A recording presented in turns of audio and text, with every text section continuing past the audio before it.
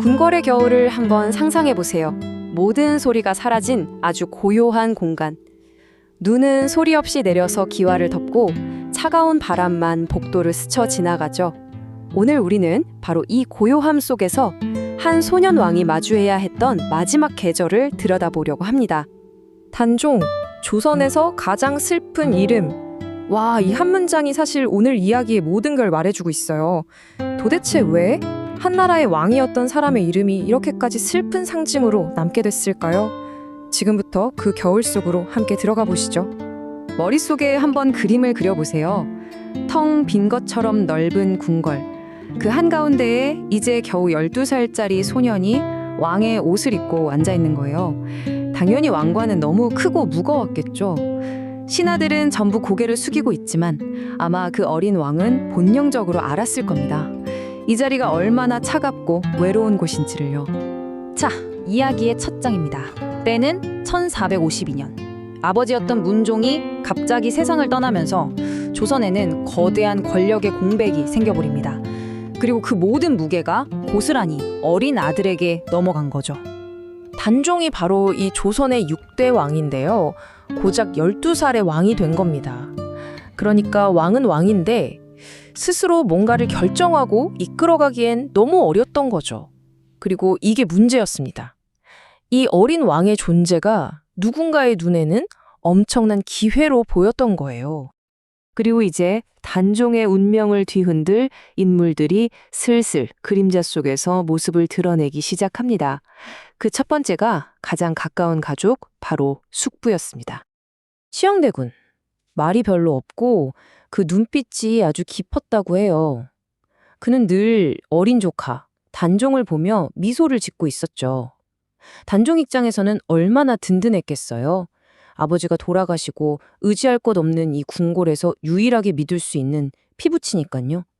근데 그 미소가 어딘지 모르게 섬뜩할 정도로 차가웠다고 합니다. 이런 말이 있죠. 궁궐에서 가족은 가장 가까이에 있는 칼이다. 정말 단종에게는 이 말이 현실이 되어버린 겁니다. 가장 믿었던 사람이 가장 날카로운 칼날이 되어 자신을 겨누게 된 거죠. 그런데 수양대군 혼자만의 계획은 아니었어요. 그의 뒤에는 진짜 무서운 책사 한명회라는 인물이 있었습니다. 이 사람은요, 장수들처럼 칼을 쓰는 사람이 아니었어요. 그의 무기는 바로 붓이었습니다. 힘을 상징하는 칼이 아니라 모든 계획과 전략을 짜는 붓. 이게 더 무서운 거예요. 칼은 눈앞의 적을 베지만 붓은 보이지 않는 곳에서 사람의 목숨을 계획하잖아요. 한명회는 말 그대로 붓 끝으로 누가 살고 누가 죽을지 설계도를 그리는 사람이었던 겁니다. 그에게 궁궐은 거대한 체스판이었고 단종은 그저 치워버려야 할 말에 불과했죠. 자, 그리고 그 설계도가 마침내 실행에 옮겨집니다. 조선 역사상 가장 잔혹한 쿠데타 중 하나로 꼽히는 피해팜, 바로 계유정난입니다. 이 모든 게 진짜 딱 하룻밤 사이에 벌어져요. 1453년 10월 10일 밤. 저녁이 되자 궁궐 문이 걸어 잠기고 한밤중엔 단종의 가장 큰 버팀목이었던 김종서가 살해당합니다. 자정엔 재상 황보인이 속수무책으로 끌려나가고요. 그리고 동이틀 무렵에는 이미 모든 게 끝나 있었습니다. 수양대군이 피 묻은 칼을 들고 모든 권력을 장악한 뒤였죠. 여러분, 한번 생각해보세요. 이런 끔찍한 피해 밤에 이제 겨우 13살이 된 왕은 대체 뭘 배울 수 있었을까요? 아마 평생 잊지 못할 한 가지를 깨달았을 겁니다. 아, 왕이라는 자리는 세상에서 가장 고독한 자리구나 하고 말이죠. 하지만 모두가 이 거대한 배신에 동참한 건 아니었습니다. 이 어둠 속에서도 꿋꿋하게 자신의 신념을 지키려 했던 사람들이 있었죠. 바로 사륙신입니다. 수양대군과 사륙신, 이 둘은 정말 극명한 대조를 이뤄요. 보세요. 수양대군은 권력을 위해 조카를 배신했지만 사육신은 명예를 지키기 위해 죽음을 선택했죠. 한쪽은 통치하는 것이 목표였고 다른 한쪽은 역사의 올바른 이름으로 기억되는 것이 목표였던 겁니다. 성산문, 박팽년, 하위지, 이계, 유성원, 유응부. 이 6명의 이름, 바로 사육신입니다. 이들은 목숨을 걸고 단종을 다시 왕위에 올리려고 했어요. 어쩌면 실패할 걸 알면서도 했을지 모릅니다. 하지만 그들에게 중요한 건 성공이 아니라 옳은 일을 하는 거였겠죠. 그래서 이들의 죽음이 수백 년이 지난 지금까지도 충절의 대명사로 남아있는 겁니다. 자, 이제 단종의 삶은 그 마지막을 향해 달려갑니다. 왕의 자리에서 끌려 내려와 머나먼 유배지로 향하는 길, 그리고 조용한 끝이죠. 이 과정이 참 잔인합니다. 단종은 그냥 하루아침에 왕에서 쫓겨난 게 아니에요. 아주 체계적으로 그의 모든 것이 지워졌습니다. 처음엔 왕에서 상왕으로, 그 다음엔 그냥 노산군이라는 평범한 군으로 강등되고 결국엔 머나먼 영월 땅으로 유배를 가게 되죠. 왕이라는 존재 자체가 단계적으로 소멸된 겁니다. 유배지인 영월, 궁궐의 화려함과는 비교도 안 되는 춥고 쓸쓸한 곳이었겠죠. 매일 들리던 궁궐의 종소리 대신 윙윙거리는 바람소리만 들렸을 겁니다. 그리고 창밖으로는 하염없이 눈이 내렸겠죠. 모든 것을 하얗게 덮어버려서 마치 아무 일도 없었던 것처럼 만드는 그런 눈을 말이에요. 그리고 17, 불과 17살이었습니다. 1457년 단종은 결국 그 유배지에서 생을 마감합니다. 기록에는 그저 죽었다라고만 적혀 있을 뿐이에요. 한 나라의 왕으로 태어났지만 결국 한 명의 소년으로 죽어간 정말 비극적인 삶이죠. 자, 이렇게 단종의 삶은 끝이 났습니다. 그런데 이상하죠? 이야기는 여기서 끝나지가 않아요. 왜 우리는 수백 년이 지난 지금도 이 패배한 왕의 이야기를 이렇게 기억하는 걸까요? 보통 역사는 승자의 기록이라고 하잖아요. 맞습니다. 수양대군, 즉 세조가 이겼고 살아남았죠.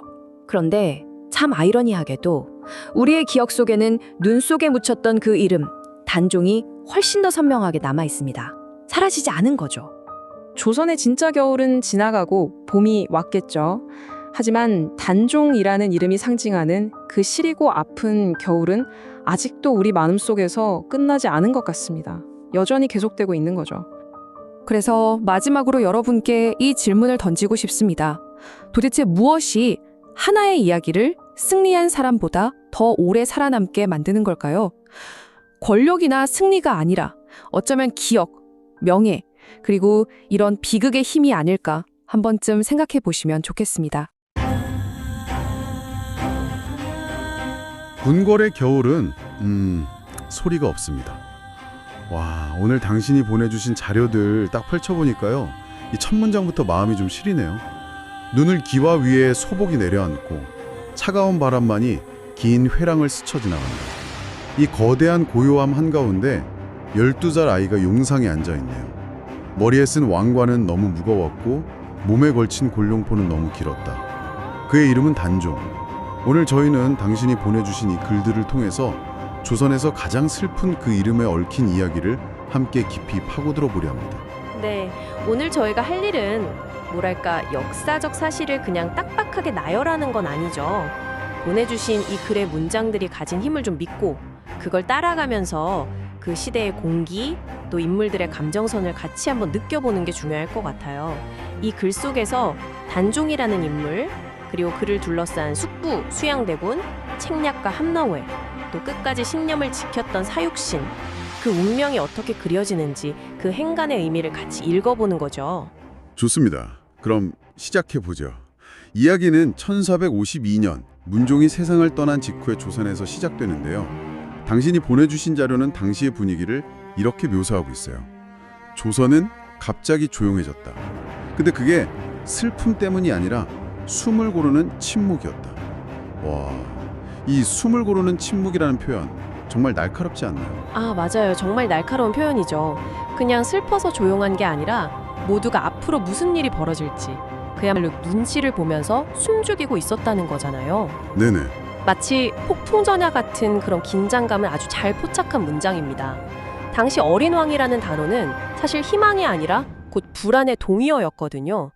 문종이 아들의 안위를 걱정해서 김종서나 황보인 같은 고명 대신들에게 뒷일을 부탁하긴 했지만 그 보호막이라는 게 절대적인 권력 앞에서는 얼마나 위태로웠겠어요. 네, 바로 그 위태로움을 지적하는 문장이 또 있더라고요. 제가 읽으면서 가장 인상 깊었던 구절인데, 왕은 어린데 왕자는 비어 있었다. 아니, 왕이 용상에 분명히 앉아 있는데 왕자가 비어 있었다니. 이건 좀 모순적인 표현이잖아요. 그렇죠. 당신이 보내주신 이 자료의 저자는 왜 이런 표현을 썼다고 보시나요? 아주 좋은 질문입니다. 그게 바로 이 모든 비극의 핵심을 꿰뚫는 표현이기 때문이죠. 왕자는 그냥 의자가 아니잖아요? 아, 권력 그 자체를 상징하는 공간. 네, 바로 그거죠. 단종이 물리적으로는 그 자리에 앉아 있었지만 그 자리를 지킬 힘, 즉 뭐랄까 권력의 실체는 없었다는 의미입니다. 더 나아가서는 이 자리는 비어 있으니 누구든 힘만 있다면 차지할 수 있다는 그런 무언의 신호이기도 했고요. 그 빈자리를 가장 날카롭게 응시하던 사람이 바로 단종의 숙부, 수양대군이었던 겁니다. 아, 그렇게 해석되는군요. 빈자리가 아니라 비어 보이는 자리였던 거네요. 야심가들의 눈에는. 이제 그 야심을 품은 그림자들이 하나둘 등장합니다. 수양대군에 대한 묘사를 읽는데 정말 소름이 돋았어요. 어떤 부분이었나요? 말이 적은 사람, 눈빛이 긴 사람, 이렇게요. 짧은데 굉장히 강렬하죠. 특히 그가 조카인 단종을 향해 웃는 장면에 대한 묘사가 얼음 위에 뜬 미소였다고 합니다. 정말 차갑지 않나요? 그 미소 안에 숨겨진 그 냉혹함, 계산적인 야심이 그대로 느껴지는 표현이죠. 온기라고는 전혀 없는 그저 목적을 위해 잠시 표면에 떠오른 미소. 그리고 또 하나의 문장이 비극성을 더하는데 궁궐에서 가족은 가장 가까운 칼이 된다는 구절입니다. 맞아요. 그 구절. 어린 단종에게 숙부는 아버지를 대신해서 기댈 수 있는 유일한 가족이었을 텐데 그 존재가 가장 날카로운 칼이 되어 돌아온다는 아이러니가 정말 잔인하게 다가왔습니다. 그렇죠. 그런데 이 자료를 읽다 보면 행동하는 야심가인 수양대군보다 오히려 다른 한 사람이 더 무섭게 느껴지기도 해요. 바로 한명회입니다. 한명회. 어떤 부분에서 그렇게 느끼셨나요? 수양대군이 칼이라면 한명회는 그 칼을 어디로 어떻게 휘둘러야 하는지 설계하는 사람이잖아요. 자료에서도 붓끝에서 사람의 운명이 갈라졌다고 표현하는데 이 부분이 정말 무서웠어요. 네네. 직접 피를 묻히지 않고 조용히 앉아 붓으로 사람의 목숨을 결정하는 거죠. 궁궐 전체를 거대한 바둑판으로 보고 단종을 그 위에 고립된 작은 돌로 만들어버린 설계자. 정확히 보셨습니다. 행동하는 야심과 그것을 설계하는 지성의 결합. 역사적으로 큰 변화나 비극은 종종 이렇게 서로 다른 유형의 인물들이 결합했을 때 폭발적인 힘을 발휘합니다. 수양대군의 야망이 활활 타오르는 불이었다면 한명회는 그 불이 어디로 번져야 가장 효과적으로 모든 것을 태울 수 있는지 계산하는 바람의 역할을 한 셈이죠. 이 두 사람의 결합이 없었다면 아마 역사는 우리가 아는 것과는 다른 방향으로 흘러갔을 가능성이 높습니다. 그리고 그들의 계획이 마침내 실행에 옮겨진 밤이 바로 1453년의 개위정난이죠. 이 부분 묘사는 정말 한편의 영화 같았어요. 굳게 닫힌 국문, 바람에 흔들리는 등불, 정적을 깨는 급한 발소리들, 김종서다 쓰러지고 황부인이 끌려 나오는 장면이 스쳐 지나가는데 당신이 밑줄 그어두셨던 문장이 서늘하게 박히더라고요. 비명은 길지 않았다. 궁궐에서는 비명이 오래 남지 못한다. 그 문장은 궁궐이라는 공간의 비정함을 단적으로 보여주죠. 수많은 음모와 죽음이 일어나는 곳이지만 다음날 아침이면 언제 그랬냐는 듯이 모든 것이 지워지고 일상이 계속되는 곳. 한 사람의 죽음, 그 절규가 얼마나 쉽게 잊히고 덮이는지를 보여주는 대목입니다. 그러게요. 그리고 이 밤의 풍경 묘사에서 가장 비극적이라고 느꼈던 건 자연과의 대비였어요. 돌바닥에 피가 헌건하게 번져가는데 하늘에서는 아무것도 모른다는 듯이 하얀 눈이 그 위로 내려앉는 장면이요. 아, 그 장면이요? 네. 이 대비가 너무 강렬해서 오히려 더 슬프게 느껴졌는데 작가가 이걸 통해 뭘 보여주고 싶었던 걸까요? 인간 세상의 참혹함과 그와는 무관하게 흘러가는 자연의 거대한 순리를 대비시키는 뭐랄까 고전적인 문학장치죠. 피를 덮는 눈은 그 비극을 잠시 가려주는 것처럼 보이지만 사실은 그 비극을 더욱 선명하게 부각시킵니다. 세상이 무너지는 것 같은 참사 속에서도 자연은 너무나 평온하고 아름답기 때문에 그 안에 놓인 인간의 고통이 더 작고 외롭게 느껴지는 효과를 주는 겁니다. 아, 외롭게. 정말 그러네요. 그 밤, 단종은 잠들지 못했을 거예요. 어쩌면 자신의 편이었던 신하들이 죽어가는 소리를 들었을지도 모르죠. 그리고 그때 처음으로 깨달았을 겁니다. 당신의 자료에도 나오는 이 문장의 의미를요. 왕이란 가장 먼저 외로워지는 사람. 그렇죠. 자기 의지와는 상관없이 주변 사람들이 사라지고 결국 거대한 궁궐에 혼자 덩그러니 남겨지는 자리. 12살 아이가 감당하기엔 너무나도 잔인한 깨달음이었을 것 같아요. 그렇죠. 감정적인 외로움뿐만 아니라 정치적으로도 완벽하게 고립된 겁니다. 계유정난은 단순히 몇몇 신하가 죽은 사건이 아니에요. 그건 단종을 보호하던 마지막 울타리, 문종이 남긴 가장 강력한 방패가 완전히 제거되었음을 의미하는 상징적인 사건이었습니다. 아, 그 방패가 사라진 순간. 네, 그 순간 단종은 사실상 이름뿐인 왕, 허수아비로 전락한 것이나 다름없었습니다. 그리고 결국 그 이름마저 빼앗기는 날이 오고야 맙니다. 단종이 왕위에서 내려오는 폐위 의식의 풍경이 그려지는데 그 분위기를 조용해서 더 무서웠다고 표현한 부분이 와닿았어요. 시끄러운 다툼이나 저항이 있는 게 아니라 모든 것이 정해진 각본대로 차갑고 조용하게 진행되는 상황이 더 큰 공포를 주는 거죠. 저항조차 할 수 없는 완벽하게 통제된 상황이라는 뜻이니까요. 모든 희망이 사라진 뒤에 정적이죠. 네. 그 정적 속에서 왕의 옷, 골룡포가 벗겨지고 단종이라는 이름 대신 노산군이라는 새로운 이름이 붙여집니다. 당신이 보내주신 자료에 이런 문장이 있더라고요. 사람은 이름을 잃는 순간 세상에서 절반쯤 사라집니다. 이 문장이 이 상황을 정말 잘 설명해 주는 것 같아요. 맞습니다. 이름은 존재의 증명이니까요.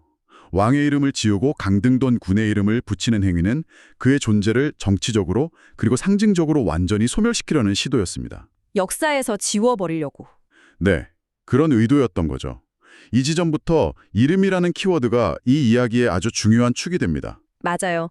한쪽에서는 이렇게 이름을 지우려고 하는데 다른 한쪽에서는 자신의 이름을 지키려고 한 사람들이 나타나죠. 모두가 고개를 숙일 때 끝까지 무릎 꿇지 않았던 사람들. 당신이 따로 표시해두신 사육신 이야기가 여기서 등장하는데요. 성산문, 박팽년, 하위지. 이계, 유성원, 유응부. 네. 그들의 단종 복위 운동을 자료에서는 이렇게 평가하더라고요. 성공을 위해서가 아니라 마지막을 위해 움직였다. 이건 어떤 의미로 봐야 할까요? 그게 바로 신념의 역설적인 힘을 보여지는 대목입니다. 그들도 아마 성공 가능성이 희박하다는 것을 알았을 겁니다. 하지만 그들의 목적은 단순히 성공이라는 결과가 아니었던 거죠. 그거보다는 불의에 침묵하지 않았다는 사실, 끝까지 지켜야 할 도리를 지켰다는 기록을 남기는 것, 그것 자체가 목적이었을 수 있습니다. 권력에 의해 한 존재의 이름이 지워지는 시대에 자신의 이름을 걸고 신념을 지키는 행위가 얼마나 중요한지를 보여준 거죠. 살기 위해서가 아니라 남기기 위해 무언가를 선택하는 인간의 존엄성을 보여주는 겁니다. 살기 위해서가 아니라 남기기 위해. 결국 그들의 거사는 실패로 돌아가고 차가운 형장으로 끌려갑니다. 처형장 분위기 묘사가 아주 생생해요. 칼날 같은 바람소리, 군사들의 갑옷이 부딪히는 금속성 소음 같은 것들이요. 네네. 그런데 그 아수라장 속에서 성산문은 웃었다고 합니다. 물론 기뻐서 웃은 건 아니었을 테고. 자료의 표현을 빌리자면 이미 모든 것을 끝낸 사람의 얼굴, 모든 걸 각오하고 자신의 선택에 온전히 책임을 지는 자만이 질 수 있는 그런 표정이 아니었을까요? 그렇죠. 후회나 미련이 없는 사람의 표정, 자신의 선택이 역사 속에서 어떤 의미로 남을지 확신했기 때문에 지을 수 있는 표정이었을 겁니다. 하지만 그들의 죽음은 개인의 죽음으로 끝나지 않았죠. 수많은 가족들까지 연좌되어 함께 희생되었습니다. 조선은 그날 너무 많은 이름을 잃었다는 문장이 그 비극의 무게를 짐작하게 합니다. 한 시대의 양심과 절개가 통째로 꺾여나간 순간이었습니다. 그리고 이제 이 얘기는 마지막 장소, 영월로 향합니다. 왕이었던 소년 단종이 유배된 곳이죠. 높은 산과 먼 강에 둘러싸여서 궁궐의 종소리 대신 들리는 건 오직 바람소리 뿌린 곳. 그곳에서 단종은 밤마다 내리는 눈을 하염없이 바라보았을 거라고 자료는 상상하는데요. 그러면서 이런 문장이 나옵니다. 눈은 모든 것을 덮지만 아무것도 바꾸지 못합니다. 이건 어떤 의미일까요? 하얀 눈이 세상의 모든 더러움과 슬픔을 잠시 덮어주는 것 같지만 아침이 와서 눈이 녹으면 모든 것은 그대로인 현실을 비유하는 거겠죠. 단종의 멈춰버린 시간, 그의 절망적인 상황은 눈이 아무리 아름답게 내려도 변하지 않는다는 겁니다. 오히려 더? 네, 오히려 세상으로부터 그를 하얗게 지워버리는 거대한 소멸의 이미지로도 읽을 수 있습니다. 위로가 아니라 단절을 상징하는 눈인 셈이죠. 위로가 아니라 단절. 그렇게 보니 더 슬프네요. 그리고 1457년 17의 나이로 단종은 죽음을 맞이합니다. 그의 마지막은 역사 기록에 정말 딱 한마디로 남아있다고 하죠. 죽었다. 네. 당신이 보내주신 자료의 저자도 왕의 죽음이 이렇게 짧게 기록될 수 있다는 것이 더 잔인하다고 썼는데 저도 정말 공감했어요. 그가 겪었을 고뇌와 슬픔, 외로움은 모두 지워지고 그저 하나의 사실만 건조하게 남은 거잖아요. 그게 바로 승자의 역사 기록에 가진 비정함이죠. 패자는 그렇게 간단하게 몇 글자로 처리되곤 합니다. 하지만 역설적이게도 바로 그 지독하게 짧은 기록 때문에 그의 삶은 후대 사람들에게 더 큰 울림과 상상력을 불러일으키는 것 같아요. 오히려요? 네, 기록되지 않은 그 수많은 행간의 슬픔을 우리가 채워 넣었게 되니까요. 만약 그의 마지막이 장황하게 기록되었다면 오히려 지금과 같은 여운은 없었을지도 모릅니다. 그렇군요. 짧아서 더 긴 이야기를 품게 되는 거네요. 자료의 마지막은 이렇게 끝납니다. 그의 무덤 위로 또다시 눈이 내리고 조선은 아무 일도 없었다는 듯 봄을 맞이했다고요. 한 개인의 비극적인 겨울은 끝났지만 세상의 계절은 무심하게 흘러간다는 사실이 참 긴 여운을 남깁니다. 네, 그렇게 모든 것이 정리되고 끝난 것처럼 보였습니다. 하지만 당신이 보내주신 자료는 여기서 끝나지 않더라고요. 마지막 문단이 아주 중요한 역설을 던져주죠. 생각해보면 이상해요. 단종은 승리하지 못했고 사욕신도 살아남지 못했습니다. 역사의 승자는 분명 세조인데 왜 사람들은 승리한 세조보다 패배한 그들의 이름을 더 아프게 그리고 더 오래 기억하는 걸까요? 자료의 마지막 문장이 어쩌면 그 답이 될 수 있을 것 같아요. 눈 속에 묻힌 이름은 사라지지 않습니다. 맞습니다. 오늘 저희가 당신의 자료를 통해 살펴본 이야기는 성공과 실패라는 이분법으로 간단히 평가할 수 없는 역사의 한 페이지입니다. 권력은 단종의 이름을 지우고 그의 시간을 멈추려 했지만 결국 실패한 셈이죠. 실패했다. 네. 그의 비극과 그를 따랐던 이들의 신념은 시간 속에 사라지기는커녕 계속해서 우리에게 말을 걸어오고 있으니까요. 그래서 텍스트는 이렇게 끝을 맺습니다. 조선의 겨울은 끝났지만 단종의 겨울은 아직 끝나지 않았습니다. 그 비극은 여전히 현재 진행형으로 우리에게 질문을 던지고 있다는 뜻이겠죠. 오늘 저희는 당신이 보내주신 자료들을 통해 성공하지 못했지만 역사 속에 사라지지 않은 이름들을 만났습니다. 이 이야기를 쭉 따라오고 나니 기억된다는 것의 의미가 새삼 다르게 다가오는 것 같은데요. 시간이 흘러도 어떤 이야기는 왜 힘을 잃지 않고 계속해서 사람들의 마음을 움직이는 걸까요? 이 질문을 오늘 이 이야기를 함께 들으신 당신께 마지막으로 남겨드립니다.